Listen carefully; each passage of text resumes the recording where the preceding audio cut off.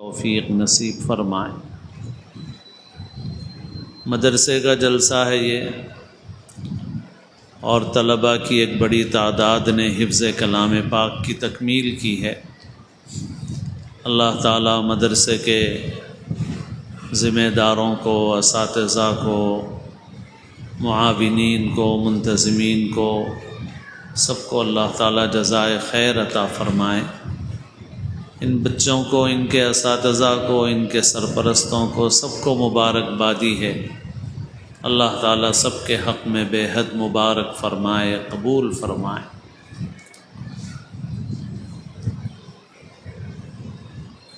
بڑی سعادت اور فضیلت کی بات ہے کہ قرآن مجید کے حفظ کی اللہ نے توفیق عطا فرمائی،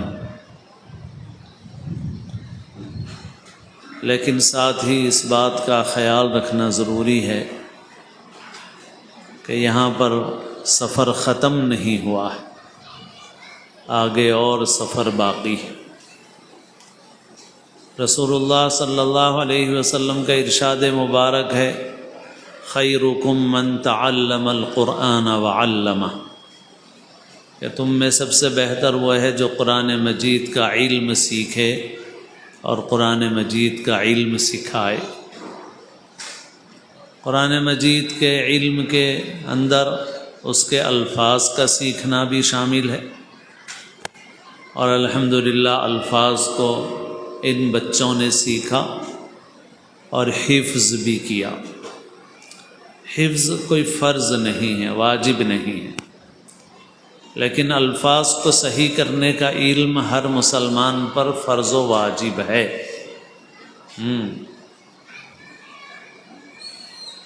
قرآن مجید کو صحیح تلفظ سے پڑھنا، جس کو تجوید کہتے ہیں، یہ ہر مسلمان پر واجب ہے۔ حفظ ہر مسلمان پہ واجب نہیں ہے۔ حفظ نہ کرے تو گناہگار نہیں ہے، لیکن قرآن تجوید کے ساتھ نہ پڑھے تو گناہگار ہو سکتا ہے انسان۔ تو اب سوال پیدا ہوگا کہ کیا ہم سب کو قاری عبدالباسط بننا ضروری ہے؟ تو قاری عبدالباسط بننا ضروری نہیں ہے۔ کتنی تجوید کا ایک کم سے کم درجہ ہے، وہ فرض ہے۔ وہ کم سے کم درجہ ہے حروف صحیح ہو جائیں، حا، عین، قاف، ذال، زا، واو، غاد، سین، صاد، یہ حروف ہیں، عربی زبان کے اہم حروف ہیں۔ ان کو آدمی صحیح ادا کرنا سیکھ لے اور اس پر اتنا قابو ہو جائے کہ قرآن پڑھے تو ان حروف کو صحیح ادا کرے، یہ ہے تجوید کا وہ درجہ جو ہر مسلمان پر فرض ہے۔ اب ہم میں سے کتنے لوگ اہتمام کر رہے ہیں بھائی اس کا؟ اللہ تعالیٰ کا نام ہے علیم، علم والا، علم سے علیم ہے، علم کی صفت والا۔ اور اگر ہم اس کو عین کے بجائے حمزہ پڑھیں گے تو ہو جائے گا علیم۔ تو علیم کے معنی تکلیف دینے والا، دردناک، تو وہ تو عذاب کی صفت ہے۔ قرآن مجید میں کئی جگہوں پر ہے وَلَهُمْ عَذَابٌ أَلِيمٌ، تو علیم کس کی صفت ہے؟ عذاب کی صفت ہے۔ اور علیم عین سے وہ اللہ تعالیٰ کی صفت ہے۔ اب ہم نے عین نکالنا نہیں سیکھا تو اللہ تعالیٰ کا نام اتنا غلط پڑھ رہے ہیں ہم کہ ایک عرب سنے گا تو وہ سمجھے گا کہ کچھ اور بول رہے ہیں آپ۔ تو یہ فرض ہے۔ اب زیادہ لمبی بات نہیں کرنا ہے، تھوڑی تھوڑی بات کرنا ہے، تو لہٰذا اتنی بات سے بھی سمجھداروں کے لیے کافی ہے۔ اس لیے چھوٹے ہوں، بڑے ہوں، بوڑھے ہوں، فکر کرنا ہے، کوشش کرنا ہے کہ ہمارا قرآن صحیح ہو جائے، وہ ہر مسلمان پر فرض ہے۔ لہٰذا اپنی تجوید صحیح کرو۔ اور تجوید، جیسے میں نے کہا، تجوید صحیح کرنے کا مطلب یہ نہیں کہ سب قاری عبدالباسط بنے، پڑھائی چھوڑ دیں، کالج بند کر دیں، اسکول بند کر دیں، سب بند کر دیں، سب مصر جا کے قاری عبدالباسط بنے. ایسا نہیں ہے بھائی. اپنی مسجد کے امام صاحب کے پاس، اپنے محلے میں اپنے پاس بہت سکھانے والے ہیں، ان کے پاس چند حروف صحیح کر لو، ختم. مگر اس کی مشق کرنا پڑتا ہے، مشق نہیں کرو تو پھر وہی غلط نکلتا ہے. تو یہ ضروری. اب اسی طرح ایک اہم پہلو یہ بھی ہے کہ جو بچے باضابطہ مدرسوں میں نہیں پڑھ رہے ہیں، مکاتب میں پڑھ رہے ہیں، گھروں پر ٹیوشن پڑھ رہے ہیں، ان بچوں کو ہم ناظرہ ختم کرا رہے ہیں، مگر بغیر تجوید کے ختم کرا رہے ہیں. ان کا علیم بھی علیم نہیں ہے، وہ بھی نعوذ باللہ علیم ہی ہے. ان کا ہا بھی نہیں نکل رہا ہے. فصلی لربک وانحر نہیں پڑھ رہے ہیں، وانحر پڑھ رہے ہیں. ہا نہیں ادا کر رہے ہیں، ہا ادا کر رہے ہیں. ہم بڑے خوش ہیں گلپوشی کر کے. ہم لوگوں کے مدرسوں میں بہت سے لوگ بچوں کو بعض وقت ناظرہ پڑھا کے لاتے ہیں اور لا کے بولتے ہیں کہ مولوی صاحب بہت محنت سے ناظرہ پڑھائے ہم لوگ، فوری حفظ شروع کرو. تو ہم لوگ بولتے ہیں کہ بھائی حفظ نہیں شروع کر سکتے، ہم لوگوں کو پھر نورانی قاعدے سے پڑھانا پڑے گا. ہمارے بڑے بھائی صاحب دامت برکاتہم تشریف فرما ہیں.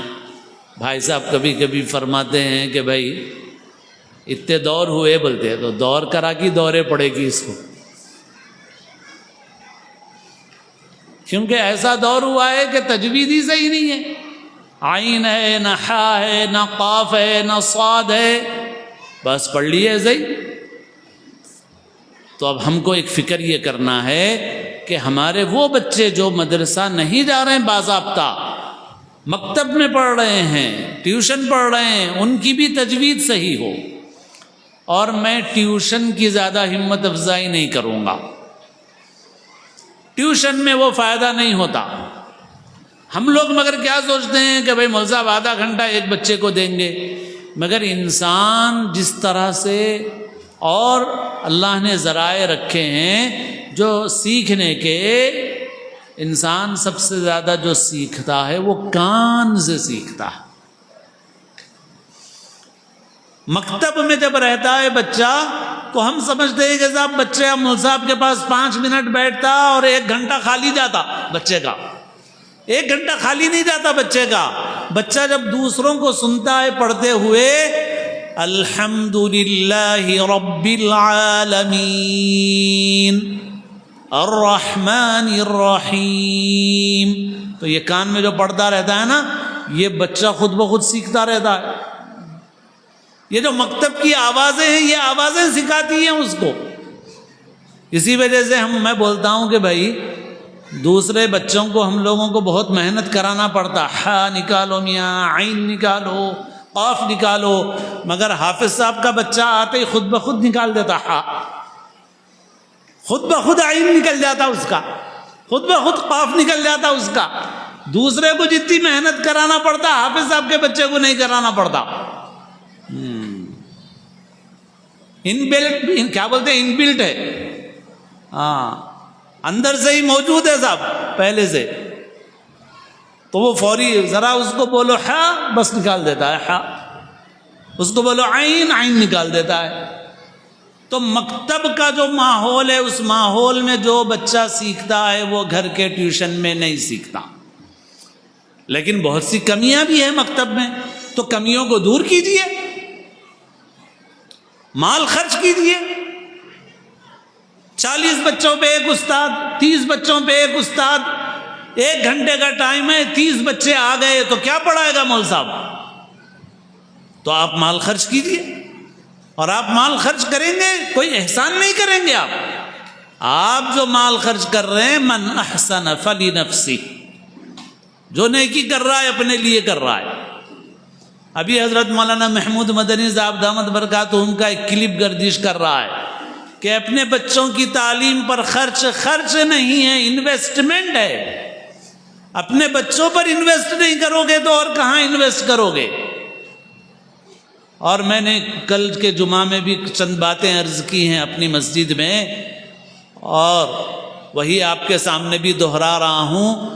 ہمارے ملک میں بلکہ عالم اسلام میں بھی کہہ سکتے ہیں ہم کہ گجرات ایک بہترین نمونہ ہے جہاں کے لوگ مکتب کو بہت اہمیت دیتے ہیں،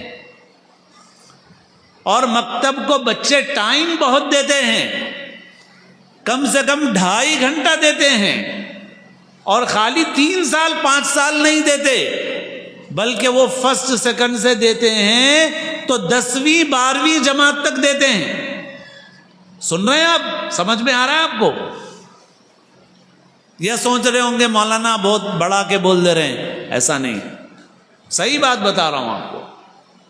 وہ فرسٹ سیکنڈ سے مکتب شروع کرتا ہے اور ہائی اسکول کرنے تک، 10ویں 12ویں کرنے تک مکتب جاتا ہے، اور 1 گھنٹے میں نہیں بھاگتا، 2 سے 2.5 گھنٹے دیتا ہے بچہ۔ اور گجراتیوں کی یہ خوبی ہے کہ انہوں نے یہ چیز نہ صرف گجرات میں باقی رکھی بلکہ وہ یو کے میں گئے، برطانیہ میں، تو برطانیہ میں جا کے گجراتیوں کی آبادی دیکھ لو آپ، گجراتیوں کے بچے پابندی سے مکتب جاتے ہیں۔ بمبئی جا کے دیکھ لو، بمبئی میں جہاں گجراتی رہتے ہیں وہاں چلے جاؤ، کبھی مغرب کی نماز کے وقت کھڑے ہو جاؤ آپ ان علاقوں میں جہاں گجراتی رہتے ہیں، آپ کو مسجد کے باہر لڑکے لڑکیاں منظم طریقے سے اسکارف پہن کے کھڑے ہوئے نظر آتے ہیں۔ جیسے ہی مصلی باہر نکلتے ہیں بچے اندر جاتے ہیں اور عشاء تک پڑھائی کرتے ہیں، زبردست مکتب چلتا ہے۔ برطانیہ یو کے گئے، یو کے میں مکتب چلاتے ہیں۔ ساؤتھ افریقہ میں جا کے بسے تو ساؤتھ افریقہ میں بھی مکتب چلاتے ہیں، اور اتنا منظم چلاتے ہیں کہ ابھی ایک عالم دین تشریف لائے تھے جو ہیں تو یہاں کے مگر اب ساؤتھ افریقہ میں رہتے ہیں، بتا رہے تھے کہ اس علاقے میں جتنی دینداری ہے دنیا میں کہیں اتنی دینداری نہیں ہے۔ ساؤتھ افریقہ میں جا کے بسے مگر اپنی تعلیم کو انہوں نے باقی رکھا۔ ہم لوگوں کے پاس حساب ایسا ہے، مکتب تو بالکل بیکار ہم لوگوں نے کر دیا اس کو، لہذا اپنے مکاتب کو منظم کرو، مضبوط کرو۔ فجر کے بعد کے مکتب تو آپ کے پاس ہے نہیں ہے، نہیں معلوم، حیدرآباد میں تو نہیں کے برابر ہو گئے، کوئی بات نہیں ہے۔ شام میں عصر سے عشاء تک کرو مکتب۔ ابھی میں مفتی صاحب سے بھی پوچھ رہا تھا، الحمدللہ ہمارے مدرسے میں لال ٹکری میں 5 سے 8 تک میں، ابھی بھی میں تھوڑی دیر پہلے کمرے پہ تھا تو فون آیا ایڈمیشن کے لیے، اور ایڈمیشن نہیں دے سک رہے ہم، فل ہو گئے ایڈمیشن ہمارے پاس۔ اور کہاں سے آیا ابھی فون میرے پاس؟ خلوت سے آیا، خلوت سے آ رہے ہیں، سلطان شاہی سے آ رہے ہیں، مغل پورے سے آ رہے ہیں، 10 کلومیٹر کے فاصلے سے آ رہے ہیں، اور شام میں 5 بجے سے 8 بجے تک کے مکتب میں پڑھ رہے ہیں، عصر سے عشاء تک کے مکتب میں۔ تو شام میں 2.5 گھنٹے 3 گھنٹے کا مکتب منظم کرو، مال خرچ کرو، پیسہ خرچ کرو۔ اور اس وقت اس ملک کے حالات میں ہمارے بڑے بھی ہم سے یہ کہہ رہے ہیں کہ اپنے بچوں کے دین اور ایمان کی حفاظت کے لیے مکاتب کو منظم اور مضبوط کرنا ضروری ہے۔ اس لیے مکاتب میں اپنا مال خرچ کرو، اپنے بچوں کو جو اسکول جا رہے ہیں مکاتب میں پڑھاؤ، مکاتب کو بہتر سے بہتر بناؤ، اور بچوں کو تجوید کے ساتھ قرآن مجید سکھاؤ۔ اور اس کے ساتھ اہم چیز جو ان حفاظ کے لیے بھی سب کے لیے بھی وہ یہ ہے کہ بھئی صرف تجوید سے قرآن سیکھنے سے علم نہیں آتا، دین کا حافظ بننے سے بھی دین کا علم نہیں آتا۔ تجوید سے قرآن سیکھا، قرآن کے الفاظ سیکھے، حفظ کیا، قرآن کے الفاظ رٹ لیے، سفر ختم نہیں ہوا۔ یہی کہہ رہا ہوں میں کہ آگے بہت سفر باقی ہے، ابھی علم حاصل کرنا ہے۔ صرف تجوید سے پڑھنے سے علم نہیں آ جاتا، صرف حفظ کرنے سے علم نہیں آ جاتا، علم کے لیے آگے کوئی نہ کوئی زبان سیکھنا پڑے گا آپ کو، اور اس زبان میں علم حاصل کرنا پڑے گا۔ اردو سیکھنا پڑے گا، عربی سیکھنا پڑے گا۔ اردو سیکھیں گے علم آئے گا، عربی زبان اچھی سیکھیں گے دین کے باضابطہ عالم بنیں گے۔ تو اب جنہوں نے حفظ کیا ہے ان کو اور ان کے سرپرستوں کو یہ نیت کرنا ہے، ارادہ کرنا ہے کہ اپنے بچوں کو ہم نے قرآن کے الفاظ تو پڑھا دیے اور حفظ کرا دیے، اب قرآن کے معانی سیکھنے کے لیے ان کو عالم دین بنانا ہے، دین کا علم حاصل کرنا ہے آگے اب۔ اور ہر مسلمان بچے کو بھی اردو آنی چاہیے۔ ایک زمانے میں عربی زبان کے بعد سب سے زیادہ دینی ذخیرہ فارسی زبان میں تھا، ایک دور ایسا گزرا۔ اصل ذخیرہ تو عربی میں ہے، عربی کے بعد کس میں ہے؟ تو عربی کے بعد سب سے زیادہ فارسی میں تھا۔ تو بڑے بڑے علماء ایران کے، روس کے، افغانستان کے علاقے کے تھے، بڑی بڑی کتابیں لکھی انہوں نے۔ لیکن پھر اس کے بعد اب یہ دور آیا تو اردو زبان کی عمر تو کم ہے، مگر اللہ نے اس کو یہ سعادت دی ہے کہ اس وقت دنیا میں عربی زبان کے بعد سب سے زیادہ اسلامی لٹریچر، اسلامی ذخیرہ اگر کسی زبان میں ہے تو وہ اردو زبان ہے۔ اور ہمارے لیے کتنی بڑی سہولت کی بات ہے کہ وہ ہماری مادری زبان ہے، مگر ہم اپنے بچوں کو وہ زبان نہیں سکھا رہے ہیں۔ تو لہٰذا مکاتب میں کیا کرنا ہے؟ مکاتب میں تجوید اچھی سکھانا ہے، مکاتب میں اردو اچھی سکھانا ہے۔ اور اگرچہ کہ یہ لڑکیوں کے مدرسے کا جلسہ نہیں ہے، مگر جلسہ تو دین کی بات کے لیے ہے۔ ایک بات اور، جو ایک مشورہ جو عرض کر رہا ہوں، بار بار دوہرا رہا ہوں اس کو، کہ بھائی ہماری بچیوں کے بہت مسائل سامنے آ رہے ہیں، اب حل کرنا ہے، علاج کرنا ہے، خالی رونا نہیں ہے، بلکہ رونے کو زیادہ اچھا نہیں سمجھتا میں۔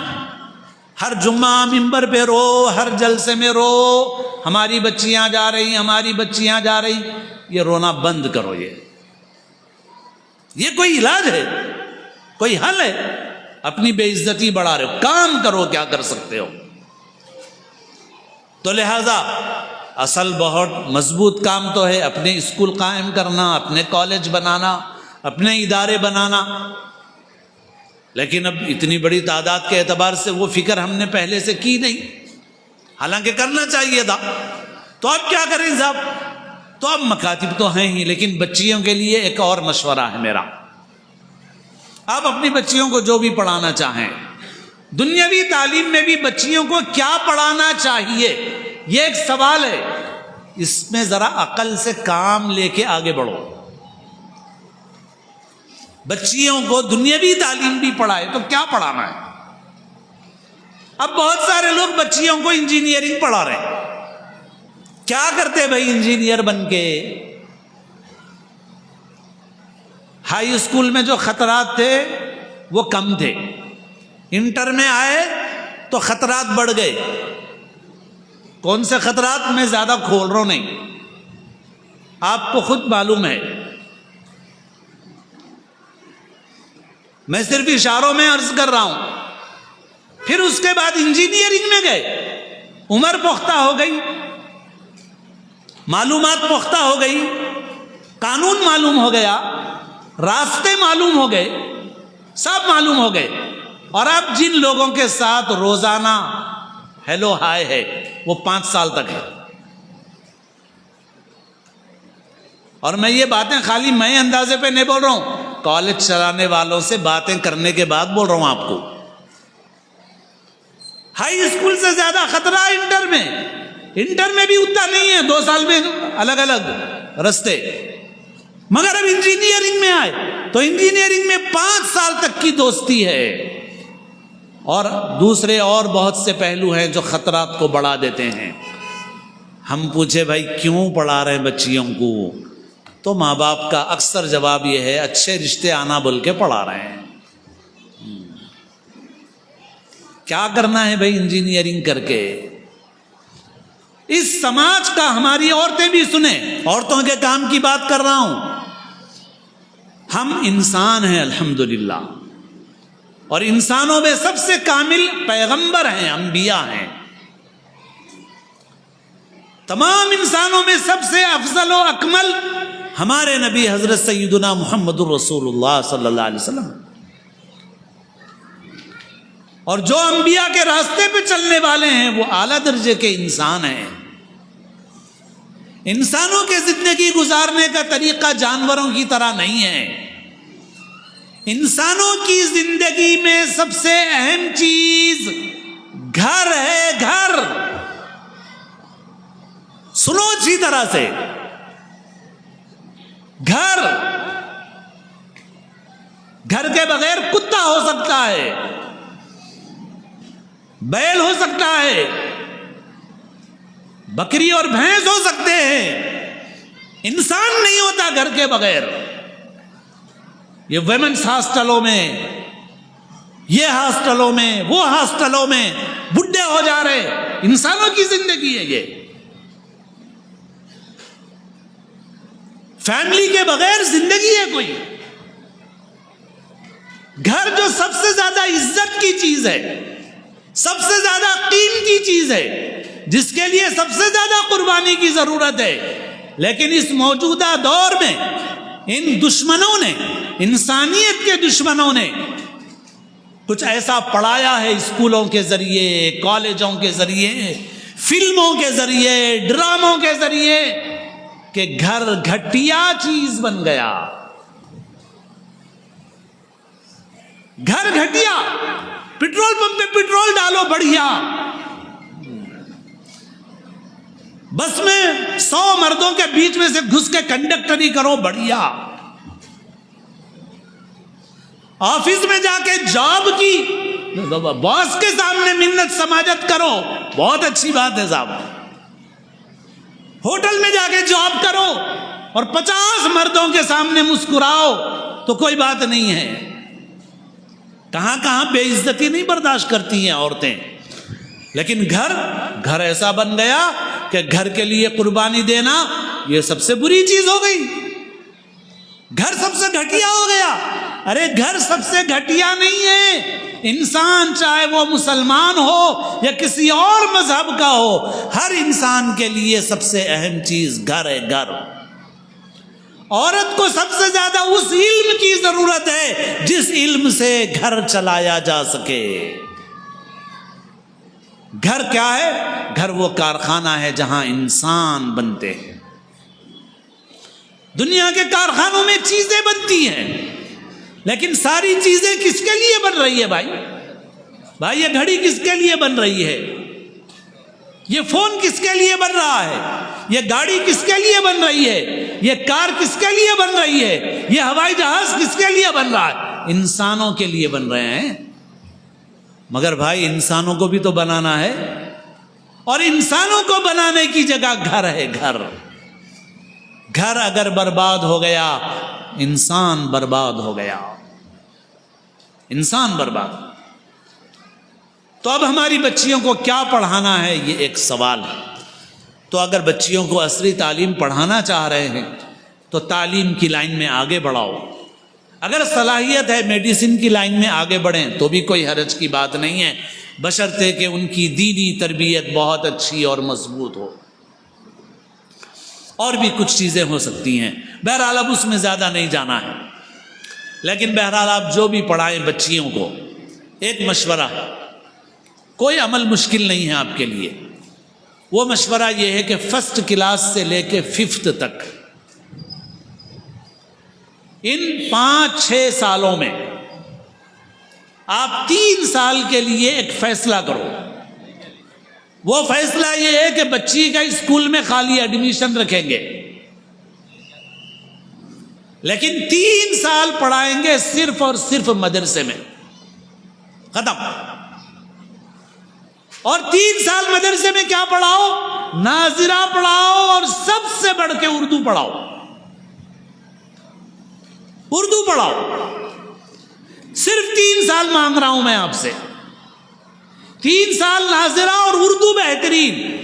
3 سال کے بعد آپ لے جاؤ, جو پڑھائی کرانا چاہیں آپ پڑھائی کرا لو.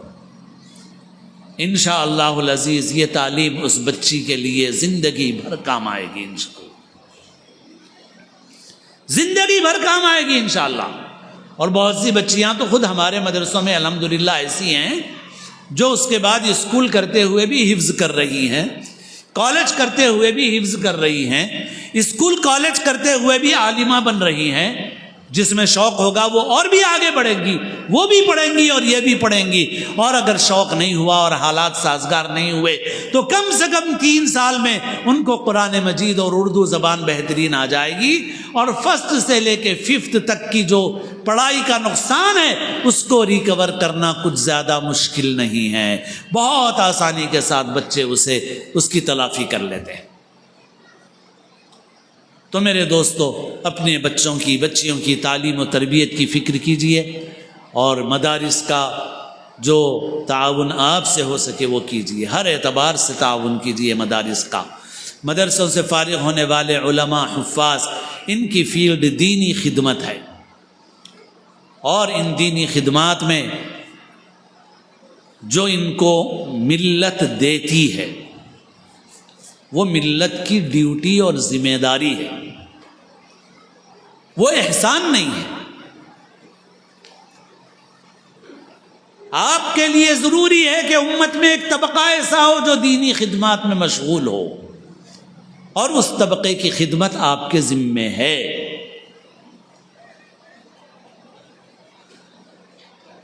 مولانا انعام احمد صاحب قدس اللہ، حضرت شاہ ابرار الحق صاحب رحمۃ اللہ علیہ کے خلیفہ ہیں.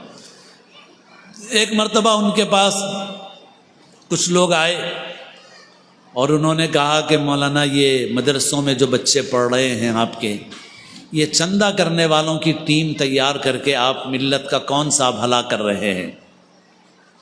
یہ بچے تو پڑھیں گے پھر چندہ کریں گے. تو مولانا نے فرمایا کہ دیکھو بھائی، میں جو جواب دوں گا اس کو نوٹ ضرور کرنا تم، پھر آگے کے سوالوں کا جواب دوں گا ورنہ نہیں دوں گا. ان لوگوں نے کہا ہاں ضرور کریں گے. مولانا نے فرمایا تم یہ بتاؤ مجھے کہ کارپوریٹر کو جو تنخواہ ملتی ہے وہ کہاں سے ملتی ہے؟ ایم ایل اے کو جو تنخواہ ملتی ہے وہ کہاں سے ملتی ہے؟ سی ایم کو جو ملتی ہے وہ کہاں سے ملتی ہے؟ منسٹر کو، پرائم منسٹر کو جو ملتی ہے وہ کہاں سے ملتی ہے؟ صدر جمہوریہ کو جو ملتی ہے وہ کہاں سے ملتی ہے؟ جج کو اور چیف جسٹس کو جو ملتی ہے وہ کہاں سے ملتی ہے؟ لوگوں کے ٹیکس کے پیسے سے ملتی ہے. مولانا نے فرمایا یہ سماج کا اصول ہے کہ جو سماج کے لیے اپنے کو فارغ کرے گا اس کی ذمہ داری سماج کے اوپر ہوگی. لہذا مدرسوں کی اعانت کرنا، اور جو لوگ مساجد میں مدارس میں خدمت کر رہے ہیں ان کی بہتر طریقے سے خدمت کرنا آپ کی ذمہ داری ہے. اللہ تعالیٰ اپنے فضل سے، اپنے کرم سے اس ادارے کو اور جملہ دینی اداروں کو اللہ تعالیٰ بے حد قبول فرمائے. چونکہ کافی وقت ہو چکا ہے، اس وجہ سے میں انہی گزارشات پر اکتفا کرتا ہوں. اللہ تعالیٰ ہم سب کو کہنے سننے سے زیادہ عمل کی توفیق نصیب فرمائے. وآخر دعوانا ان الحمد للہ رب العالمین.